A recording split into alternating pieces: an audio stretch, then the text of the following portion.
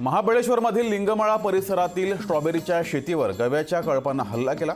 यामुळे परिसरातील शेतकऱ्यांच्या हातातोंडाशी आलेल्या स्ट्रॉबेरी पिकाचं मोठ्या प्रमाणात नुकसान झालंय। पाहूया त्या संदर्भातील हा रिपोर्ट।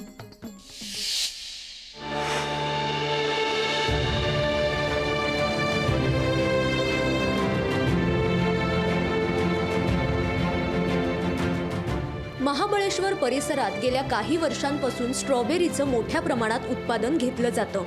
शेतकऱ्यांच्या स्ट्रॉबेरीला महाबळेश्वरमध्ये येणाऱ्या पर्यटकांकडून मोठी मागणी असते। शिवाय इथली स्ट्रॉबेरी मुंबई पुण्यासारख्या बाजारपेठांमध्येही विक्रीसाठी पाठवली जाते। महाबळेश्वर परिसरातल्या शेतकऱ्यांचं आर्थिक गणित स्ट्रॉबेरीच्या पिकावर अवलंबून असतं। यंदा अवकाळी पावसामुळे स्ट्रॉबेरीचा हंगाम लांबला होता। आता कुठं स्ट्रॉबेरीचं पीक हाताशी येत असतानाच महाबळेश्वरच्या लिंगमळा परिसरात रानगव्यांनी धुमाकूळ घातलाय। रानगव्यांच्या उपद्रवामुळे स्ट्रॉबेरीचं उत्पादन घेणाऱ्या शेतकऱ्यांना मोठा फटका बसलाय। रानगवे स्ट्रॉबेरीच्या मळ्यांमध्ये घुसून पिकाचं नुकसान करतायत। स्ट्रॉबेरीचं पीक काढणीला आलंय। 2 पैसे हातात येतील या आशेवर असतानाच रानगव्यांचे कळप स्ट्रॉबेरीच्या मळ्यात घुसू लागलेत। रानगवे उंच कुंपणावरूनही उड्या मारून मळ्यात घुसत असल्याने शेतकऱ्यांची मोठी अडचण झालीय। महाबळेश्वरच्या लिंगमळा भागातल्या सुदेश बावळेकर यांच्या शेतात रानगव्यांनी घुसखोरी केली।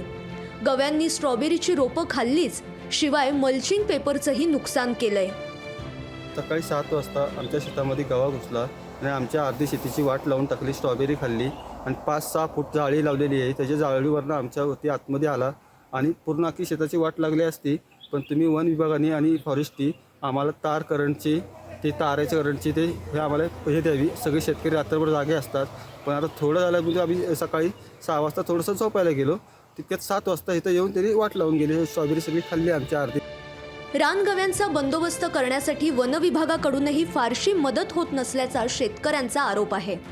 गव्यांचा प्रतिबंध करण्यासाठी शेतकऱ्यांनी विजेच्या तारेचं कुंपण टाकण्याची मागणी केली आहे। आमच्या अपेक्षा शेतकऱ्यांची की लवकरात लवकर आम्हाला फॉरेस्टने आणि वन विभागाने की ताराचे करंट ताराची आम्हाला म्हणजे तुमच्याकडे अपेक्षा आहे की ताराची करंट आम्हाला लवकरात लवकर त्यांनी द्यावी। विजेचं कुंपण उभारणं व्यवहार्य नाही। अशा परिस्थितीत रानगव्यांना त्यांच्या अधिवासात हुसकावून लावण्यासाठी वन विभागानं स्थायी स्वरूपाची यंत्रणा उभारण्याची गरज निर्माण झाली आहे। इम्तियाज मुजावर, लोकशाही मराठी, महाबळेश्वर। लोकशाही मराठी ऐका, पहा, जागरूक रहा।